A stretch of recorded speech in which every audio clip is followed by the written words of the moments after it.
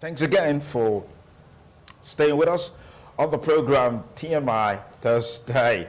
Now, our focus on the program today is on the xenophobic attacks in South Africa, which has sparked reactions in Nigeria, particularly based on what we saw yesterday. Today on the program, we'll look at the root cause, immediate and root cause of these attacks in South Africa, and then, of course, the response that we're seeing in the country. As a matter of fact, security agencies are on red alert to protect interest in businesses that has some South African connections.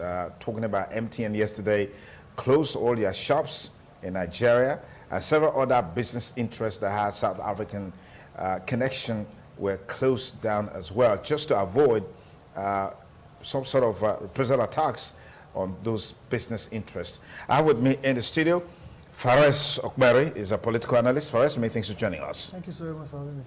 Matthew Adegese is a lawyer and a public affairs commentator. Matthew, thanks for coming. Thanks for having me, too. We have Bishop Austin Igbasa. Bishop, many thanks for joining us. Thank you so much for having me. We also have a social commentator, Christian Osegale. Thanks for joining us. Good morning, viewers. It's my pleasure. Okay, as I said a while ago, we got a couple of videos we'll be showing you in the course of this conversation, just to ensure that you have an insight into what this is about. But just to set the tone for this discussion, something that I want to quickly read. The word xenophobia, what does it mean? It means it's the fear or hatred of that which is perceived to be foreign or strange. Xenophobia can involve perceptions of an in-group toward an out-group and can manifest itself in suspicion of the activities of others and a desire to eliminate their presence to secure a presumed purity, and may relate to a fear of losing national, ethnic, or racial identity. Let me come to Fares as a starting point. What do you make of the root cause of these attacks? These attacks didn't start yesterday or the day before yesterday. They've been on. What has changed now that we're seeing it at this dimension? Well, it has changed now because of the level of publicity these attacks are getting right now, you know. And in 2012, when it happened, and 2008, there was not so much publicity. You know, social media is playing a very big role right now. It's really, people are seeing a lot of live videos. People are seeing a lot of tweets, a lot of comments. So everybody is now talking, and that has also gotten the government to act. You know, but it's really shameful that an African country, you know, that has benefited so much from Nigeria in the past, would the government would sit down and allow citizens to go haywire like this. You know, in as much as many of the videos that were posted online were fake, but the South African government has not done enough to really address this problem. That's why it keep recurring. There've not been arrests, there've not been prosecution, there've not been a concerted campaign to end xenophobic attacks in South Africa. And there's this fear of people losing their jobs, and this fear of other nationals coming to South Africa to indulge in illicit affairs like the sales of hard drugs and all that. This is what triggered this one anyway. And you know, the government has not come out in a strong terms to address these issues, and also educate the people, because if you see those who are really pushing this, who are sponsoring these attacks, are mainly the very least educated and maybe the poorest of the poor. Poorest of the poor. Okay. You know, they are afraid that the foreigners are coming and taking their jobs. Okay. The men are afraid that the foreigners are taking their women and all that. You know, so there's this narrative driven partially by illiteracy and ignorance. Okay. And nothing has been done from the government. That's the government side. Nothing has been done. All right, Mr. Matthew Adegese, what are your thoughts on how we got here?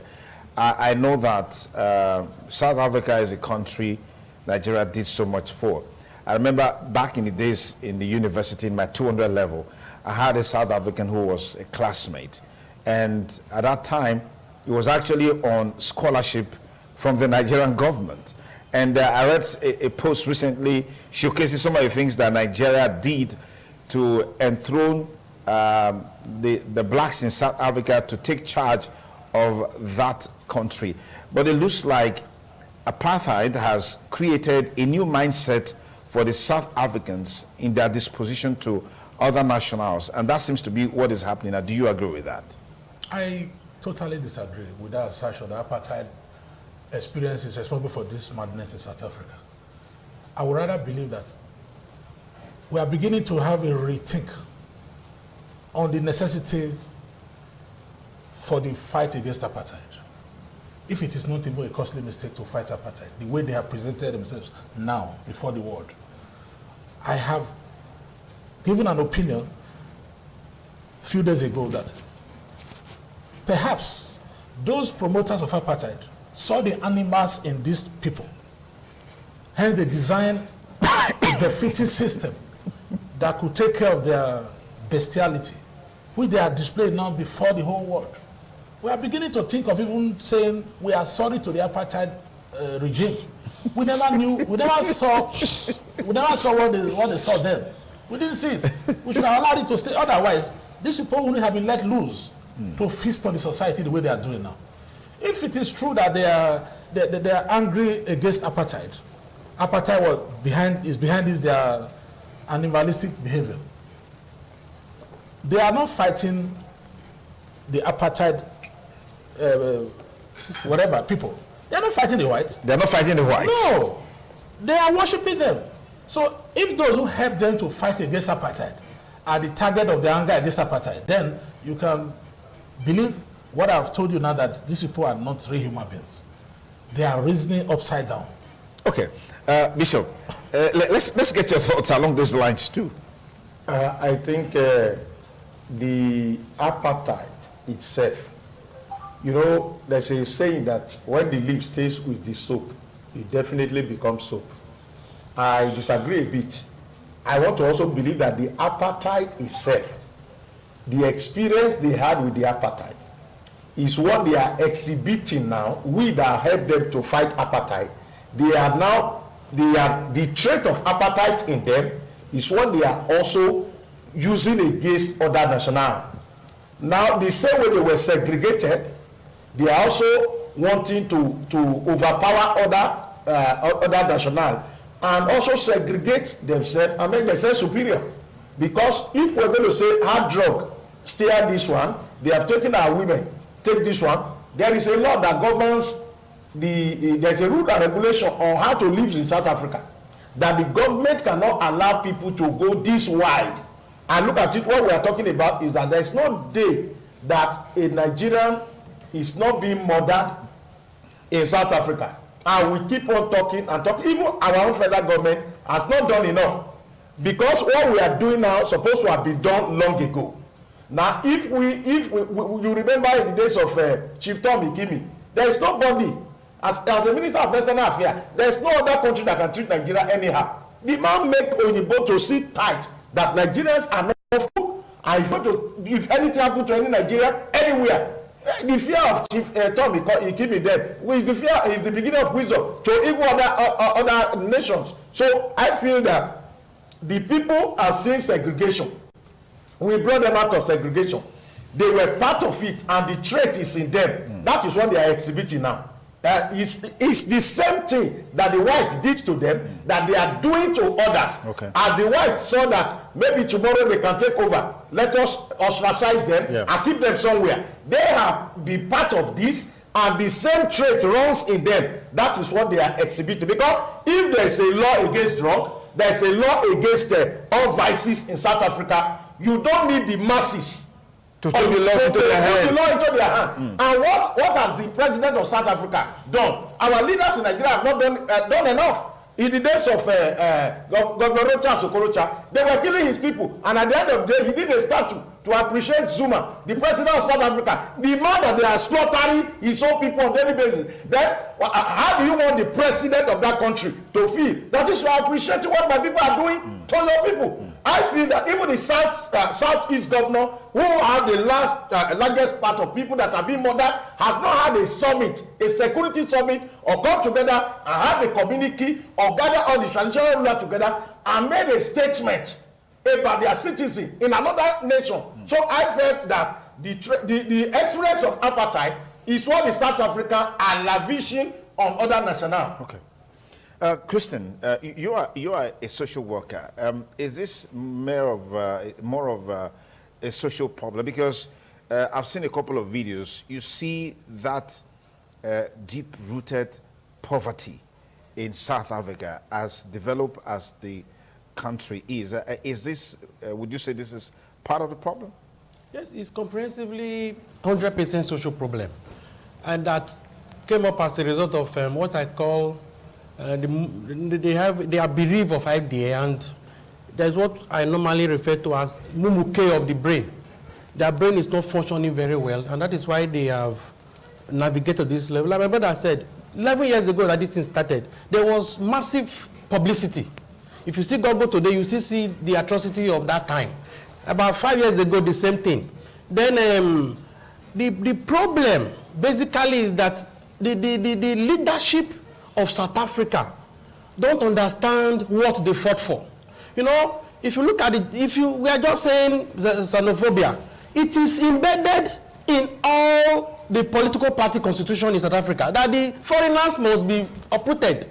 The chief security officer the other day that was speaking, I think the day before yesterday, he was saying they can never accept a situation whereby about 80% of foreigners are occupying their land. He's an intelligent person. Yeah. So it has nothing to do with apartheid. It has nothing to do with apartheid. It has nothing to do with illiteracy. Okay. It's just a mentality. A king of Zulu said the foreigner must be killed. So that, you see, they don't know, there is this conflict between what they have and what they should be doing. Okay. Because governance have failed completely in South Africa. When Mandela was supposed to have laid the foundation that Robert Mugabe laid in Zimbabwe, by making sure that the wealth that is in the hands of the whites was kind of regulated. Okay. But what he did was the right thing to kind of bring peace. I think after him, the next president did not, after peace, before you talk of alignment, realignment, that one failed comprehensively to do the needful. Zuma came and was marrying more wives. So you discover that they don't understand the purpose of what God have bestowed in them. They have, South Africa as it were, is 5 times, UK is 5 times the size of South Africa.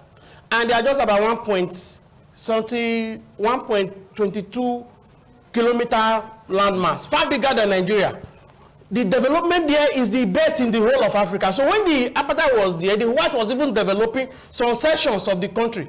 But because of this, the lack of knowledge they have about governance, instead of navigating their problem to those that are responsible for the problem, and their laziness is the height of this problem. They are very lazy. They are waiting for manners to fall from heaven. So all their life, they are used to fighting. Instead of thinking, they are fighting. So that is why they don't really know what to think. Nigerians went there and helped them to be developing their country, investing, and most companies that the white have there, none of the indigenous think of investing in it like Nigerians took go into franchise with most of the South Africa companies like MTN, DSTV, and be developing the country for them, because certainly with a franchise there is a return. So they lack knowledge, and the government is 100% to be blamed, because if you look the campaign of the election last time, every political party was campaigning that foreigners is their problem. So they lack knowledge of what they want. And if you see the development in South Africa and the social problem, it's a mixed bag. there's an opportunity for you. Somebody give you a vehicle to travel to Lagos, and before the person came by, you are trekking to Lagos. There's something wrong with your mentality. Let me pause you there. Now, we have one of the series of videos we'll be playing just to embellish this conversation. It was put together by Sky News, and the report says it all. Let's take a look at this, and then we'll be back to talk more. It's going to take a lot to change their minds about foreigners in South Africa. Down to the outside. These people, they work for 80 rand a day, 90 rand a day. It's fine for them because when you go to his country, it's a lot of money. But for us, it's too small. So we are no longer getting jobs anymore because of the salary we're looking for. You understand? These people, they are accepting small money. So they are ruining us in each and every side of ours. We attack them with knives, everything, machetes, man, because we are very, very angry because we can't accept that. And what makes you think that's okay, to attack another human being with a machete? Because these people, if they attack us also, late time, they use these things, they use guns. They also blame the foreigners for the high crime rate, and their version of justice is meted out pretty quickly. Paraffin is easy to catch fire, it's flammable. If I put it on the tire is what?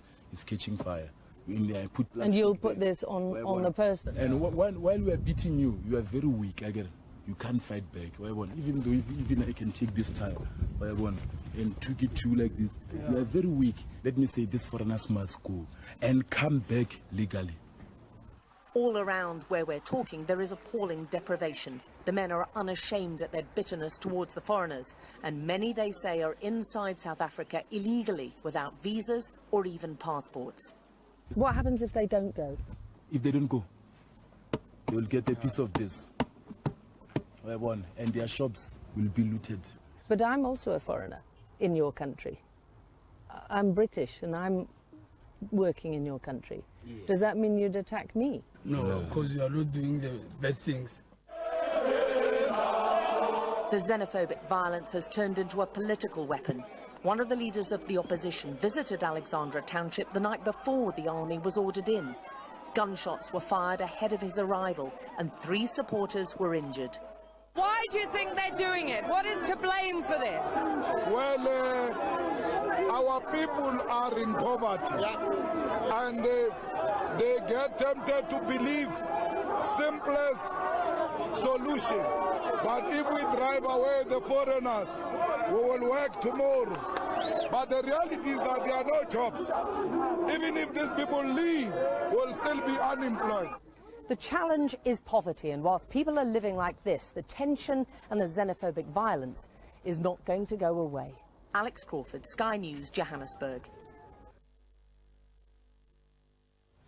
Big thanks to Sky News for that beautiful piece on the attacks in South Africa. Now, a very clear part of that report, you could see the level of poverty in those areas. And I heard the last guy, one of those 4 guys that she spoke with, saying, if you don't leave, you get the tire treatment or you get the knife treatment. What are your thoughts, Faris? You know, I said before that, you know, part of the problem is poverty and literacy. You know, it's you know, in South African society, the disparity between the rich and the poor, and the educated and less educated, is very much, and it's very obvious. And that's something that has been there all the way from the 90s when they had the apartheid. There were times where the black people couldn't really go to school. There were times where they couldn't get education, and it's starting to show. You know, and when you look at issues like ethnicism and xenophobia, they are kind of almost the same. Okay. You know, so these are things that you can easily use to ginger poor people. You know, okay. People who are desperate. You can use to divide them. For example, in Nigeria also we have those who fuel ethnic issues, who use it for political gains. Yeah. They normally take it to the poorest of the poorest. You don't go to the university community and start talking about ethnicity. And a lot of people wouldn't take it serious. But when you go to some slums and say, oh, the reason why you are poor is because this tribe, they are taking everything. The reason why you are not getting jobs is because this other tribe is taking everything. It will sell.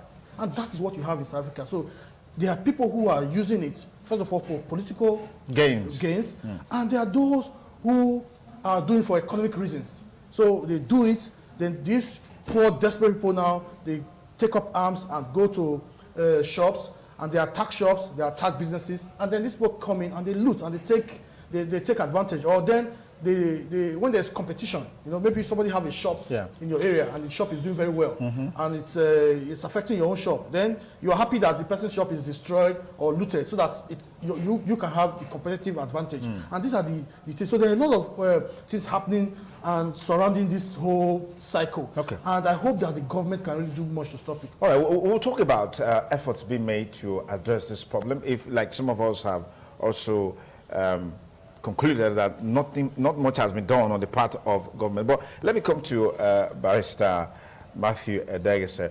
This has been raging. I mean, people being killed, but we can't say specifically that a Nigerian was killed in this particular incident. But what is obvious is the level of looting, destruction of livelihoods that we have seen. I have a colleague here who told us about the sister and the husband that lost about 3 shops of electronics in South Africa. What do you make of this trend?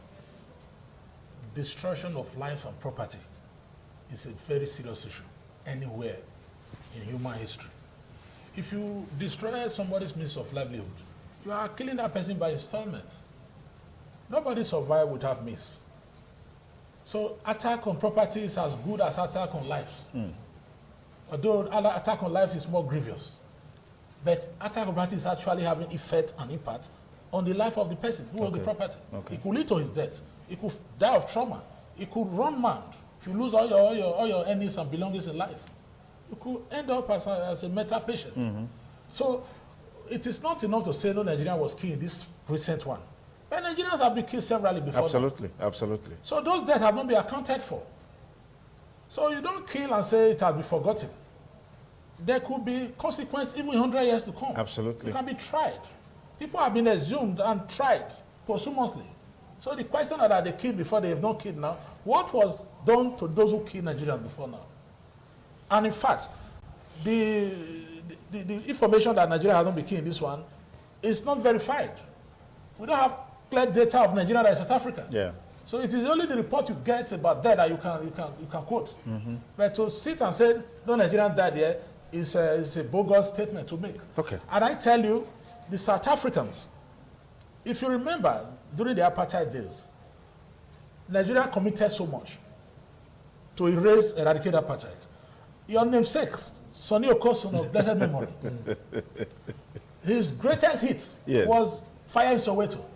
I wonder why those people now who benefited massively from that goodwill and effort are the ones targeting Nigerians' life and property for xenophobic attack.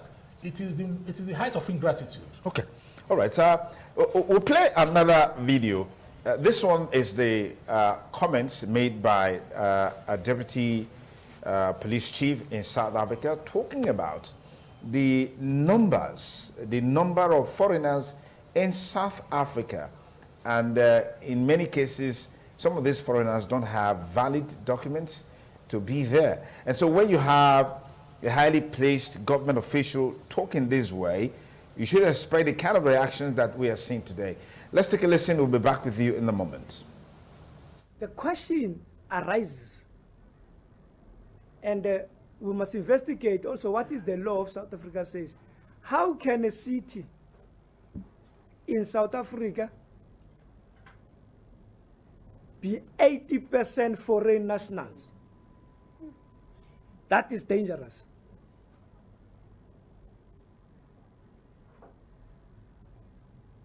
That in Hillbrow and the surrounding areas,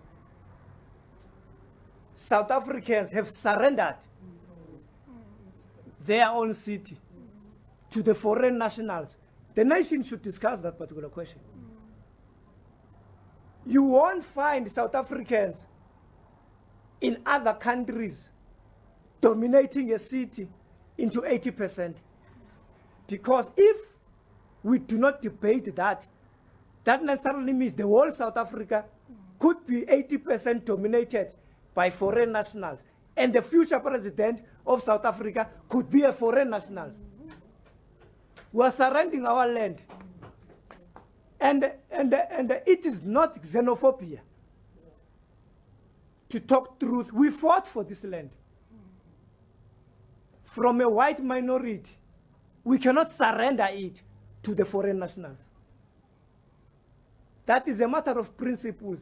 We fought for this country, not only for us, for the generations of South Africans. The arms that are being used here in Hillbrow are arms of war, which are unlicensed. The hijacking of buildings here in Hillbrow is a sign of taking over power. The question of dominance of foreign nationals in illegal trading and also businesses that are here in Hillbrow is an economic sabotage that is taking place against our people that were supposed to be those that are running those particular businesses. We are facing here service delivery protests. Deputy Police Minister there, commenting on why these attacks are on the rise. Now, Bishop Igbasan, let me bring you in here. If a highly placed individual can talk this way, it looks like it does give the impression that the government is tacitly in support of these attacks. You know, from beginning I said, if you look at all the presidents in South Africa, with all what has been happening, what are their reactions? Okay. How did they react to it? Now, how did they react to what their people are doing to other people? You see, some of these people, almost 50% of those who are in the parliament of South Africa benefited from the scholarship in Nigeria. Most of them school in Nigeria here. Some of them can speak Nigerian local language among the parliament because some of them school here and they enjoyed the free education that made them who they are today. Okay. And if you can see a security expert talking this way, you know that it is an agenda that is being sponsored from behind, that the government themselves had interest and they are fueling this thing from the back door. For this deputy minister of police to come and talk this way, you know that it is. That's why I said, look at the antecedent of the government. We had a woman here from the east, highly placed woman who went there for a conference and the woman was killed. What was the reaction of South African government? That the woman has been buried. What happened? We keep on hearing there's no problem, there's no problem. Even our government here has not done so much. The government over there has not done anything about this because this is an agenda. Now, if you want foreigners not to be in your place, there should be a way that you go through this as a government. Deport them. Well, so you deport those who are not supposed to be there illegally. Okay. So it's not for you to sponsor from behind the door and say people are so much here, they are taking over everything. We need to kill. And like my brother said here, the king of Zulu said something. What did the government do about it? Is it that in Nigeria now, it is government that gives staff of office to traditional rulers? So will a traditional ruler say, I will set Nigeria on fire, and they will not go and visit him? You remember in Ile-Ife, even this sitting government, a king was arrested in Ife when there was a problem between the Hausa and the Yoruba, and the king was detained in Force Headquarters. Even while people are shouting that this man is a traditional ruler with crown, the man was kept there in detention for almost 3 months. So if the South African government are interested in quenching this fuel, they would have done their best, but it is also a policy statement of the government that foreigners must be annihilated, must be killed, and be wiped. Okay. All right. Christian, there's something you talked about, deep-seated poverty as being part of the problem. I mean, in that report put together by Sky News, we saw a bit of the shanties and the slums in South Africa. This or that report that we're going to show you, a couple of Ghanaians were giving their experiences. They work. They had a mechanic workshop where they've been earning a living. And one of them said that they've made effort to even reach out to the South Africans to bring the children so they can train them. Okay. But these guys are reluctant to do that. They just think that somehow manna will fall from heaven, like someone said a while ago. We'll take a look at that clip, and then we'll be back to talk more on xenophobic attacks in South Africa on TMI. Jeppes Town was one of the worst hit areas during the xenophobic attacks in Johannesburg's Central District.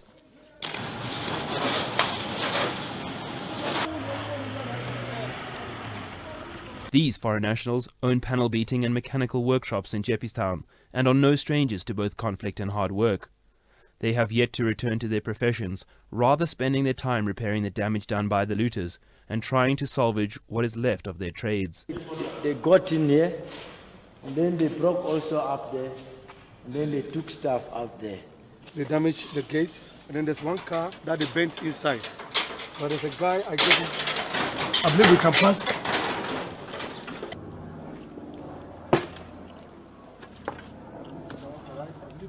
Because it was quite okay.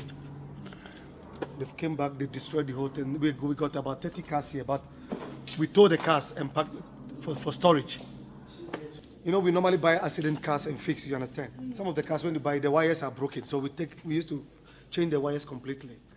So we used to keep them here. I believe they just put fire on it to burn so that they can get the copper and then go and sell it. And I wish they would sell these things and open business with it. They mustn't drink with it. You know, the white people have been here for a long time during apartheid, and you know what they did to the blacks. So they've got fear in the white people. You bring your nonsense, they shoot and kill. They've got lawyers to save them out of this nonsense.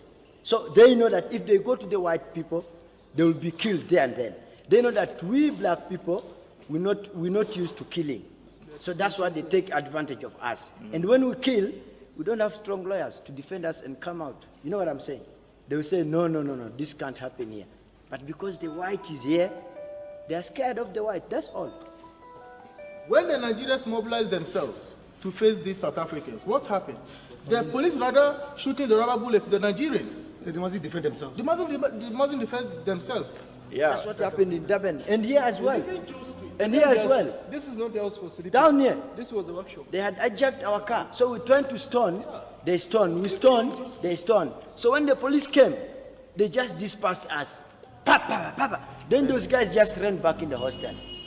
Foreign nationals say they are hard workers and prosper accordingly. They say locals are jealous of their success, but they have tried to encourage South Africans to work with them. But they always refuse their offers, opting for a life of crime rather than one of hard work. This man is the owner of this garage. Why can't they come here that, please, I have a son who is 15 years or is 14 years. I want to give you this boy. It's like a school. All that we are doing here, we learn it at school. I have a master that taught me at school in Ghana. So we'll be seeing them all around here with their fathers drinking together. And then at times I used to, please, why can't you give me this boy to train him to become a mechanic? Say, a nice cat. I don't have time for that. The bottom line is laziness. People are lazy. People don't want to work. Simple as that. As a foreigner, when I come to this country and I read what is going on here, and I see this is free to get a certificate and get a job. I got a skills already. I come to this country. What must I do? I have to go and get a certificate and get a job. When you get a job, they say you are a foreigner. You don't have ID. They chase me out. When you grow, what are you going to do to support yourself? You understand? We haven't taken anybody's job. I'm telling you. If you like, let's leave this place for them. 1,000 years. Nobody can work. Nobody can work here. If you don't have a skill, you can't work. They employ people that got ID, but they can't work. You understand? They employ people that got ID book, but they can never do nothing in that company. Right in the city center, you keep unemployed people. So what do you expect them to do? Because they need to eat, they need to sleep, they need to survive, they need better. And the reactions continues on xenophobic attacks in South Africa. Now, yesterday was more or less like the peak of it in Nigeria, with some Nigerians going on the street to protest, others seeking out South African interest and attacking those interests. I heard the Minister of Foreign Affairs, Geoffrey Oyema, saying that those businesses in Nigeria, they are not South African, they are owned by Nigerians. So what do you make of this? Yeah, before that, I like this one you just shown now. You describe it, like we said earlier, is a practical explanation of failure of government in South Africa. Because when you now drive these foreigners away that are helping your economy to grow, none of them is trained to do the job even when they go. So there will not be vacuum. So the government of South Africa is only shifting the blame to divert attention from their inadequacies. That is just what is happening there. And because when you talk, why don't you call it social problem? When there is development or there is growth of economy, like that was seem obvious in South Africa, you create more social problem. That government will find a way. If you don't want to go to school, it will make you learn job or do one thing. They sponsor you. Like at times when you see, like the way the Niger Delta issue was settled, they give you stipends, they still train you. Those are the only way you begin to plan in future to solve social problem. But now they are allowing this same youth that don't have brain, they are giving birth to children too. And the children are growing in this system. You discover what kind of South Africa will they have tomorrow? Now back to Nigeria, those unfortunate Nigerians that decided to begin to steal and loot, like I described them before yesterday as individual Nigerians with kwashiorkor brain. Their brain is deformed. That is why because like the MTN office I was born in Oyo State, they have more about 30 staff that are Nigerians there. So there was no single South African in that shop. Okay. But why do you say you are revenging or you are retaliating? You break shop and be looting. I saw one carry washing machine. Still, some other carry by different things. Just like we saw some South Africans carrying TV sets. Yes. There was one video I saw. Refrigerator. One was shot in the leg. So you look. So that is the Nigerians should understand that when they say franchise, that those companies are owned by South Africa. It's franchise. Maybe I have money, I want to invest in MTN. It's just because of their name, I will enter into a franchise with them. Okay. It's just the stipends I will pay to them. I start my company here, and you are beginning to say it's South Africa investment. Okay. You want to destroy it. Okay. And no matter how undeveloped Nigeria is, you see the swift reaction of government. Yeah. They started protecting those investments. Yeah. That is why even South Africa that is developed could not protect those investments that are even benefit. They don't pay tax to government. Yeah. So they could not protect their interests. But in Nigeria, that will say they are not developed, our government is not working. If you look, there was a signal around the country that all those South Africa associated business should be well protected by police. Okay. And they are doing that. Okay. So the failure of government in South Africa is fair in this issue. And it is going to be worse because when they finish with Nigeria now, because 80% of South Africa economy is controlled by the whites. And when Nigerians go or Ghanaians go, those people cannot even fabricate ordinary anything. They will now begin to bounce on the whites. And because their children are growing in population, they'll take over from they are not going to school, they are not learning anything. So those rascals will continue to grow in number, and they will begin to go and reap for where they did not sow. Okay. Someone, it was a joke I read on WhatsApp yesterday that the former Edo State Governor, Comrade Adams Aliyu Shomole, foresaw that there was going to be a war between Nigeria and South Africa.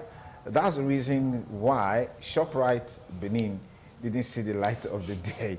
That was just a joke, but it situates absolutely on what the situation is in Nigeria today against the background of what has been going on in South Africa and the reactions that are coming forth is on the lighter side. Now, let me come to you.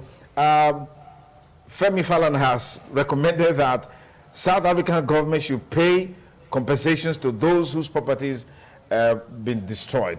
We've also seen for the first time Nigerian government boycotting the World Economic Forum in South Africa, even though people are criticizing OBS Ekwesili and former CBN governor for attending the conference. So I want to get your perspective on this.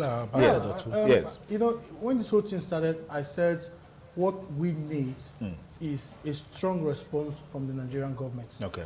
I'm completely against the looting of shops because when MTN listed in the stock market in Nigeria, in less than 24 hours, Nigerians purchase all the shares. So it makes it a public company, it's not like a private company. Absolutely. So people have shares. If you go to ShopRite in Warri, I have friends who have shops inside ShopRite. They rent a shop and they do their business there. So when you go there to loot that kind of shop, you're not doing South Africa anything. You go to the closest MTN shop close to my area, you know, Desowa Junction. No South African works there. They're all Nigerians. The building belongs to a Nigerian. They rented the building. The owner is a Nigerian. Most of the MTN masks, they are sited in homes of Nigerians. They pay them. So when you destroy them, you are not doing South Africa anything. And moreover, these are companies that are not public. So Nigerians have put their money inside.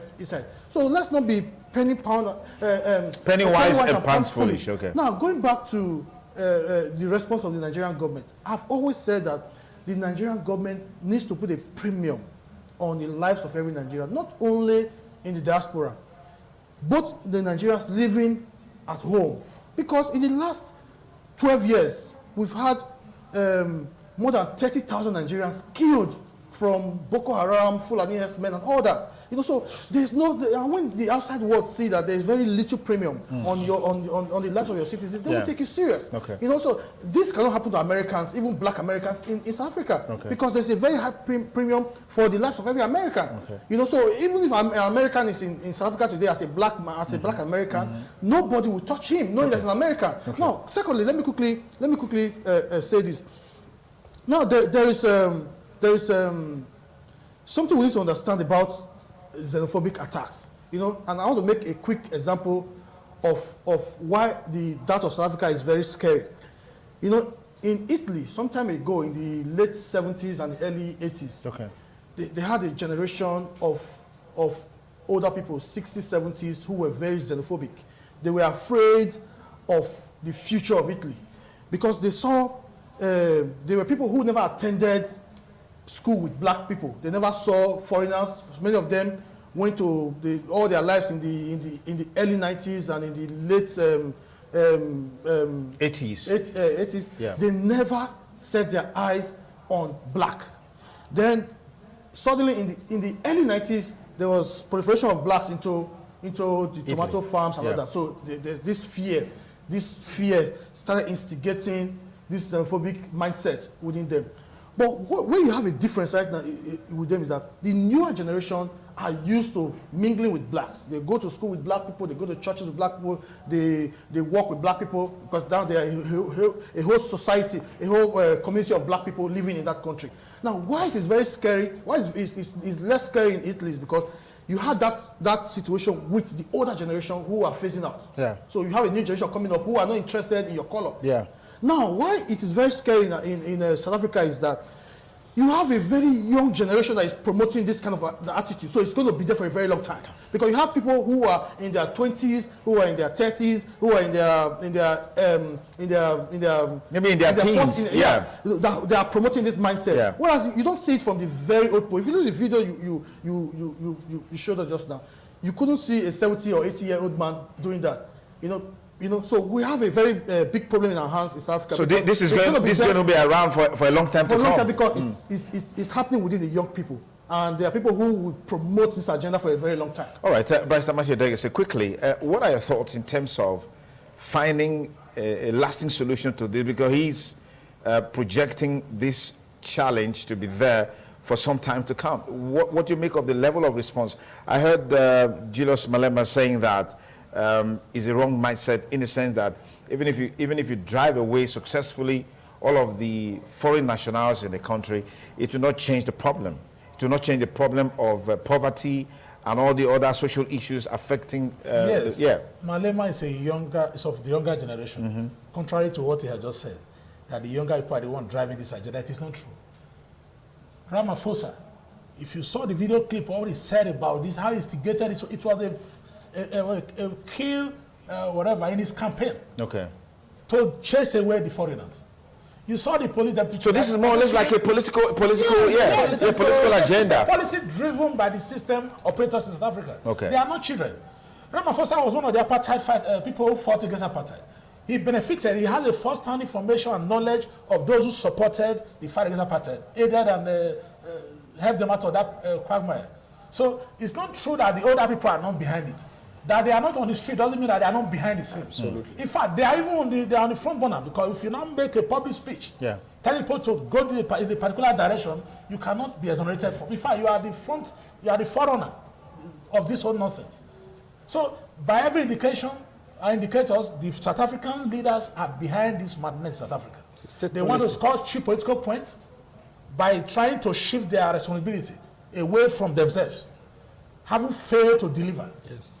The whites organized South Africa to be a developed country, even a nuclear power. The black leadership have not added a single value. They are just harvesting what they met on ground. And they are mismanaging it. I tell you, the white East Africa decide to sit back now totally and leave enterprise for the black, leave infrastructure for the black, South Africa will decay swiftly. In less than a decade, you will have good roads in South Africa. They are not good managers of resources. They have shown it. The Zuma man was marrying, acquiring wives like properties. He said he could heal AIDS by intercourse. These are the kind of human beings that are governing South Africa. I begin to regret why the whites who made that country develop should be ostracized. In fact, they should beg the whites to lead South Africa as a matter of necessity, so they don't go into oblivion. Okay. Bishop, final thoughts. What I think is that, like my brother said, the government must wake up, because this is a policy statement of the government. And I think other nations, like Nigeria now, we must take our stand, so that the kind of leadership in South Africa, we know that we don't toy with our own citizens. Because if, as we have said now, we have laid the foundation that what is happening today is a policy statement that is crafted from the behind the screen, and those who are fueling it are in government. It is something that will still stay a long time, because those who are doing it now, they are in position of leadership, and they want the presence of foreigner to be wiped up. I think that other nations that their citizens are being tampered with will rise up to teach them a lesson. We are selling South Africa very soon. Yeah. So that we definitely, all of us, Nigeria should rise up and take our stand that South Africa, because this is a government agenda. So it is difficult for just an individual to change their mindset. Okay. If the government is not behind what is happening, it will have not have lingered long to this level. Then those in power, what have they done to those who are poor? What have they done to those who are in the slum? What are the education or in the infrastructure or whatever they have done? What are the policy statement of this government handling somebody that treated a foreigner negatively and prosecute the person and made it clear that this is not allowed here? When somebody is campaigning and he said foreigners should be sent out, and the traditional ruler said every foreigner must be killed, then what else do you expect from the area boys? When we have the area fathers behind the Okay, Christian, I want to get back, but the perspective that I want you to respond is that if it's so good back home, you certainly won't find many Nigerians leaving the shores of the country to go to other people's land. What do you make of that as also part of the response to tackling this problem? You know, there is no country anywhere in the world that people don't migrate to another country. The other day I saw America reacting by increasing the cost of visa. They said they'll be pleading to Nigeria to reduce down their, so that means there are Americans coming to Nigeria. so the issue is this. It's just, the problem is leadership failure, like we are saying. America, you know, Canada, a police chief in the other news that was talking just now, is in Nigeria, is in Canada. You know, they will bring a migration visa. People apply because they have massive land. They are thinking of tomorrow. South Africa have massive land. They are thinking of yesterday. That is the demarcation. And if you are thinking of yesterday, you can never move forward. Absolutely. So the easiest thing to be, if South Africa is bigger than Nigeria by land mass, with less than 60 million population, and Nigeria is small land with close to 200 million population. If you observe for years, you hardly see Britain, United Kingdom, give you floating visa, but America will do because they have enough mass land. America is 8 times the size of South Africa. That is even 5 times the size of UK. So when you look your land mass that are not developing, you look for people to help you develop. America is what they are today because foreigners have invested there and they're developing. Yeah. So you know because that South Africa is looking negative, and that is the problem that is shrinking them down and is creating more problem for them. And that problem will continue. If the foreigners go, they will have bigger problem. And that is quite that with this increase in, because it's state policy, it's state policy, it's not even from behind, my brother, it's from the very, like the sort of that from the top has spoken. And there are foot soldiers. They come to make them proper, that's why they are not training them, they are not encouraging them. If you take those stats now and tell them, come and learn how to do furniture, I will pay you maybe $10 every month, they will rush, they will come. But the government is not willing to do that, and there are enough land mass that is ungoverned in South Africa because the space is large, the population is small. Like why is insecurity thriving in most parts of the northern Nigeria? Because they are ungoverned territory.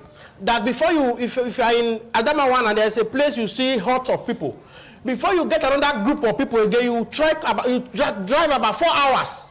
So between that space of the first camp and the other camp, people from Niger can come and start their own camp and become terrorists. So when you have such space of ungoverned territory in a country, a reasonable government will begin to think of even floating visas, encouraging foreigners to come like that Ghana shop. The government of South Africa was supposed to have encouraged those touts, come be learning this trade here and be collecting stipends. So by then you are not solving the social problem in that area in the future. But now they are creating a social problem, and eventually, sir, this is the first time the world started reacting to xenophobia in South Africa. I'm aware now that Nigeria have recalled the ambassador. They have withdrawn from the World Economic Forum for Africa. Malawi have withdrawn. DR Congo has withdrawn. Rwanda has withdrawn. Zambia just canceled their friendly match with South Africa. So by the time they now have, and the painful thing since then, even for the 11 years ago, 5 years ago, and even now, I have not yet Transparency International make comments on this. Amnesty have condemned it. Transparency International I have not heard them condemn this thing. Now, since the African countries are now beginning to be angry because of unfair treatment to some fellow Africans, then I believe other Africans that have not reacted will react. And because of that more reaction of Africans, some of the Europeans will begin to react. And maybe eventually, we'll ask them to come to Nigeria and invest. And South Africa will have more problems for themselves. All right, thank you, gentlemen, for the thoughts that you brought to bear on the xenophobic attacks in South Africa. It's on record that not only Nigerians have been affected by these attacks. You have Kenyans, Zambians, Zimbabweans, and I mean, a whole lot. I mean, Ghanaians, you just name it. They've been so affected. Yeah, Pakistanis, all across. Many nationals in that country, they've been so affected. But we're hoping that with the general global outcry against it, the government of South Africa will sit down, will sit up, and do something about it. And also deal with the social dislocations in the country to give those that are the poorest of the poor a sense of belonging to checkmate this menace. Gentlemen, I want to thank you for your time, Fares, Brother Matthew Daggers, Bishop Igbasan, and Comrade Christian Osega. Thank you so much.